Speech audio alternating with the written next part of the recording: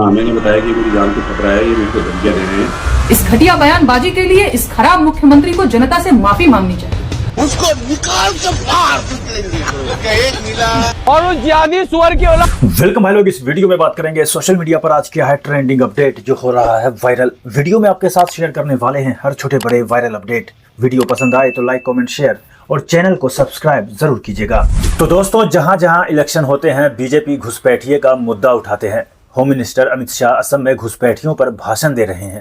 कांग्रेस के 20 साल के अंदर घुसपैठियों की आबादी के कारण ये 7 जिलों में जो घुसपैठियों की आबादी जरा भी नहीं थी, वहां 64 लाख आबादी हो गई है। 64 लाख आबादी। मिनिस्टर पीयूष गोयल ने वीडियो शेयर किया, साथ ही लिखा, घुसपैठियों को रोकना है तो आने वाले चुनाव में फिर से भाजपा की सरकार बना दीजिए। जिस पर ट्विटर मतलब एक्स ने बीजेपी की पोल खोल कर रख दी है। यूपीए सरकार 2005 से 2013 के दौरान लगभग 88,792 बांग्लादेशियों को डिपोर्ट किया गया, जबकि मोदी सरकार के कार्यकाल में अब तक केवल लगभग 2,566 को ही डिपोर्ट किया गया है। इससे साफ होता है कि यह मुद्दा वास्तविक डिपोर्टेशन से ज्यादा राजनीतिक संदेशबाजी के लिए इस्तेमाल किया जा रहा है। जिस पर लोगों ने लिखा, बीजेपी के एक और टॉप मिनिस्टर को वोटों के लिए भारत में इलीगल माइग्रेंट्स के बारे में झूठा प्रोपेगेंडा करने पर कम्युनिटी नोट मिला है। कितनी शर्म की बात है। तो एक दूसरे शख्स ने लिखा, इन जोकरों को कम्युनिटी नोट्स मिलते देखकर अच्छा लग रहा है। 11 साल से सो रहे थे, अब बंगाल चुनाव आया तो घुसपैठिए याद आ गए बेशर्मों को। तो वही दोस्तों, टीएमसी सांसद कल्याण बनर्जी ने नितिन गडकरी से पूछा कि कितने घुसपैठिए पकड़े हैं। उसको निकाल के बाहर फेंकेंगे। एक मिला आपको नहीं आए मिला। अरे हम तो अरे आप सुनिए ना।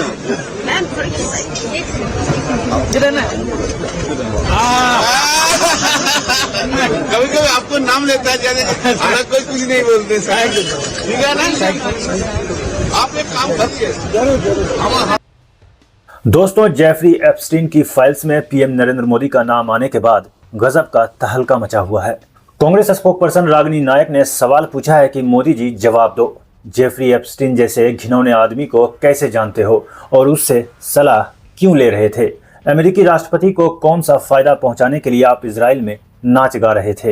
इट वर्कड का क्या मतलब है? क्या काम कर गया? किसके लिए था यह काम? वहीं दोस्तों, जेफरी एप्स्टीन की फाइल्स में नरेंद्र मोदी का नाम आने के बाद कुछ लोगों ने राहुल गांधी के इस भाषण को शेयर करना शुरू कर दिया। राहुल गांधी की एक और बात सच साबित हुई। आप नरेंद्र मोदी से कहना कि मोदी हम आपको जिता देंगे, जरा डांस कर लो, मोदी जी कर लेंगे, और चुनाव के बाद नाच गाना अडानी अंबानी जी कराएंगे। भीड़ से कहना, नरेंद्र मोदी जी ये सीट हम आपको जिता देंगे, जरा स्टेज पे डांस कर लो, और नरेंद्र मोदी डांस कर लेंगे। या फिर कहना उनसे, नरेंद्र मोदी जी हम आपको चुनाव जितवा देंगे, आप 2-3 योगा के आसन कर दो, स्टेज पे योगा के आसन कर देंगे, और चुनाव के एकदम बाद नाच गाना अदानी अंबानी जी कराएंगे। तो वहीं दोस्तों, एप्स्टीन फाइल्स पर मोदी सरकार ने अपनी सफाई में कहा है कि इन आरोपों को पूरी बेइज्जती के साथ खारिज किया जाना चाहिए। दोस्तों, फाइनेंस मिनिस्टर निर्मला सीतारमण ने बजट 2026 में बताया है कि यूथ के लिए 15,000 स्कूल्स और 500 कॉलेजेस में कंटेंट क्रिएशन लैब्स खोली जाएंगी, जिससे एनिमेशन, गेमिंग और डिजिटल क्रिएशन सीखना आसान होगा। तो अब दोस्तों, इस पर एक यूजर ने लिखा, सरकार अब स्कूलों और कॉलेजों में कंटेंट क्रिएटर लैब्स बनाएगी। लाखों लाख युवाओं को सरकार रील बनाना सिखाएगी। देश के करोड़ों युवा रील बनाकर खूब पैसा कमाएंगे, फिर हम लोग विश्व गुरु बन जाएंगे। तो वही दोस्तों, इस पर एक दूसरे यूजर ने लिखा, एक तरफ ऑस्ट्रेलिया जैसे देश 16 साल तक की उम्र के बच्चों के लिए सोशल मीडिया बैन कर रहे हैं, और एक तरफ हमारा देश है जो बच्चों को इस गंदगी में जाने की स्कूलों के अंदर ट्रेनिंग देगा। ऐसे नहीं, हमारा देश आज दुनिया की घटिया शिक्षा व्यवस्था वाले देशों में गिना जाता है। दोस्तों, रूबिका लियाकत ने बजट को लेकर वोट कराया और लोगों से पूछा कि वर्ष 2026 का बजट आपको कैसा लगा।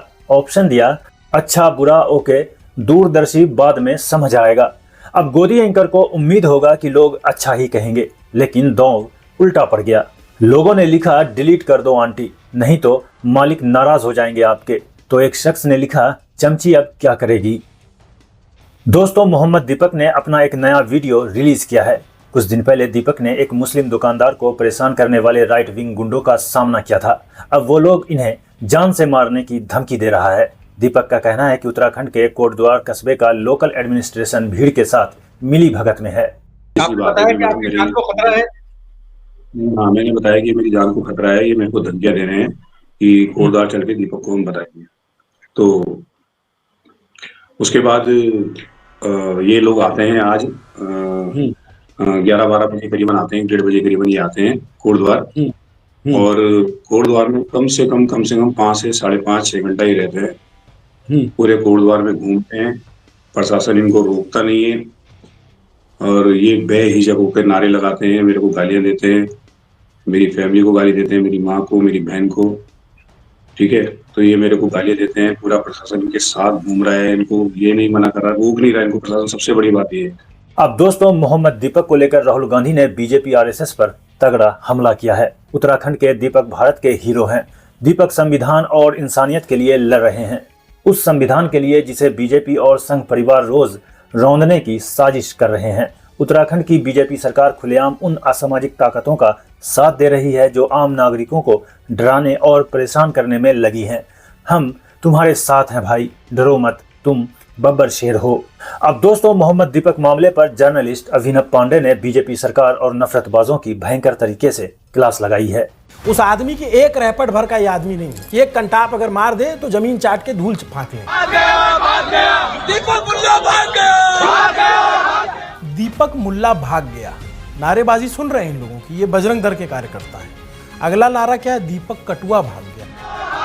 दीपक कटुआ भाग गया। दीपक मुल्ले के है साथ में, दीपक मुल्ले के है साथ में। मुस्लिमों के खिलाफ किस तरीके की नफरत भरी है, इन नारेबाजी से आप समझ सकते हो। और अगला नारा क्या है?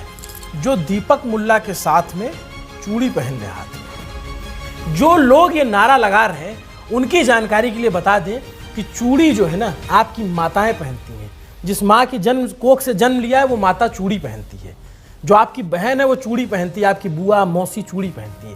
चूड़ी को जो लोग कमजोरी की निशानी समझते हैं, उनके मानसिक दिवालियापन जो है वो इन नारों में छिपा हुआ है।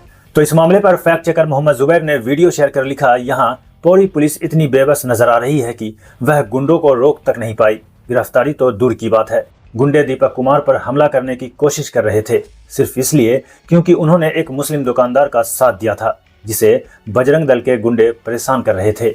और उस जिहादी सुअर की औलाद दीपक मोहम्मद को तेरे कोटद्वार में बजरंग दल पहुंच चुका है, और अगर तू भाग सकता तो भाग ले। दोस्तों, बजरंग दल वाले प्रोटेस्ट करते हुए नारा लगा रहे हैं, मोहम्मद तुम्हें छोड़ा नहीं जाएगा। आखिर सरकार नफरत फैलाने वालों पर सख्त कार्रवाई कब करेगी? बजरंग दल तेरी नस्ल बिगाड़ देगा, तुझे तेरी औकात दिखा देगा कि तू है क्या चीज। बजरंग दल आज मैदान में आया है, बजरंग दल मैदान में, बजरंग दल के सम्मान में। मोहम्मद तेरी खैर नहीं, मोहम्मद तेरी खैर नहीं। तो वहीं दोस्तों, दीपक की एक और वीडियो वायरल है जहां वो कह रहे हैं मोहम्मद नाम में अलग ही शक्ति है। और मोहम्मद नाम तो खैर उसका दिया हुआ है, तो वो नाम की तो अलग ही ताकत है, अलग ही पहचान है। तो उसके आगे तो अच्छे की ना चली तो हम तो किस खेत की बोलिए। मगर वहीं दोस्तों, डोनाल्ड ट्रंप वेनेजुएला के राष्ट्रपति निकोलस मादुरो को तो पहले कैद किया, फिर खुद वहां के वर्किंग प्रेसिडेंट बने। अब वेनेजुएला का तेल भी बेचेंगे। India is coming in and they're going to be buying Venezuelan oil as opposed to buying it from Iran. So we've already made that deal, the concept of the deal. दोस्तों, Trump कह रहे हैं भारत अब Iran से कच्चा तेल खरीदने के बजाय वेनेजुएला का तेल खरीदेगा। दोस्तों, हमारे मोदी जी ट्रंप की बात माने ही जा रहे हैं। पहले रूस से तेल लेना कम किया, अब ईरान से भी तेल नहीं लेगा भारत। अब दोस्तों, प्रियंका भारती ने इस पर लिखा, भाजपा सरकार बताएगी जो खबर हमें सरकार से मिलनी चाहिए वो दूसरे देश के राष्ट्रपति क्यों बताते हैं, क्यों ये स्टेप लिया गया, क्या कोई ऐसा प्रेशर पॉइंट है जो ट्रंप दबाते हैं और हमारे महामानव डांस करना शुरू कर देते हैं। तो वहीं जर्नलिस्ट अशोक कुमार पांडे लिखते हैं, तो अब ट्रंप तय कर रहे हैं कि भारत कहां से तेल खरीदेगा। असली आज़ादी वाकई 2014 से ही मिली, जब हमारे देश के मामले दूसरा देश तय कर रहा है। कमाल है। वहीं दोस्तों, ट्रिलियन इकोनॉमी पर आप नेता सोमनाथ भारती ने युवराज की डूबकर हुई मौत का जिक्र करते हुए बीजेपी सरकार और बीजेपी स्पोक्सपर्सन सुधांशु त्रिवेदी को गजब बेइज्जत किया है। भैया जो 11 साल से सेंटर में हो और करीब 9 साल से यूपी में हो और एक हिंदू बच्चा, मैं जोड़ रहा हूं, हिंदू बच्चा गाड़ी में नाले में गिर के 2.5 घंटा चिल्लाता रहो मुझे बचा लो बचा लो। अरे काहे कि तुम्हारी ट्रिलियन इकोनॉमी भाड़ में जाए ऐसे ट्रिलियन इकोनॉमी, मतलब आपके पास अग्निशामक नहीं है, व्यवस्था नहीं है। मतलब इंदौर में 23 बच्चे मर गए गंदे पानी पीने से, अहमदाबाद में लोग बीमार हो गए, 7 साल की बच्ची मर गई। अरे काहे की ट्रिलियन इकोनॉमी? वो जो तुम्हारे फ्रॉड दोस्त है ना जिनको बचा रहे हो अमेरिका से, उसके लिए ट्रिलियन इकोनॉमी है ये। चाबहार एयरपोर्ट गया, चाबहार एयरपोर्ट गया, पहले कह रहे थे क्या बात है इतना बड़ा माइलस्टोन है। अरे भैया 53-54 बार ट्रंप ने आपको डांटने के बराबर काम किया। आपने सीज फायर होने का बार बार कहा कि नहीं हमने किया है, उसने बार बार आपको काटा। पाकिस्तान दोस्तों, असम के मुख्यमंत्री हिमंता बिस्वा शर्मा के मुस्लिमों को लेकर 5 रुपये और 4 रुपये वाले बयान पर नेहा सिंह राठौर ने गजब बात कही है। असम में भाजपा की सरकार है और हिमंता बिस्वा शर्मा मुख्यमंत्री हैं। उनका कहना है कि अगर किसी मुस्लिम कामगार से 5 रुपए का काम कराओ तो उसे 4 रुपए ही दो। इतने बड़े संवैधानिक पद पर बैठा आदमी जनता को बेईमानी का पाठ पढ़ा रहा है, पूरी बेहयाई से मजदूरों की मेहनत का पैसा चुराना सिखा रहा है। ये आदमी खुद कितना ईमानदार हो। मजदूरों का 1 रुपया चुराने की सलाह देने से क्या डॉलर के मुकाबले धूल चाट रहा रुपया मजबूत हो जाएगा? मजदूरों के खून पसीने की मेहनत का 1 रुपया चुराने वाले लोग पाप के भागीदार होंगे या नहीं? ऐसी बयानबाजी करके देशवासियों को आपस में लड़ाने वाले नेता देश को मजबूत बनाते हैं या कमजोर? और जो नेता फूट डालकर देश को कमजोर करते हैं वो देशभक्त होते हैं या देश के गद्दार? देश को कमजोर करके देश से गद्दारी करने वाले नेताओं को वोट क्यों दिया जाना चाहिए भाई? इस घटिया बयानबाजी के लिए इस खराब मुख्यमंत्री को जनता से माफी मांगनी चाहिए। अपडेट में दोस्तों आज इतना ही। वायरल खबर देखने के लिए आप हमारे चैनल को सब्सक्राइब कर लीजिए और वीडियो ज्यादा से ज्यादा लोगों तक पहुंचे इसके लिए वीडियो को लाइक, कमेंट और शेयर कीजिए। मिलते हैं आपसे नेक्स्ट वीडियो में, तब तक के लिए जय हिंद।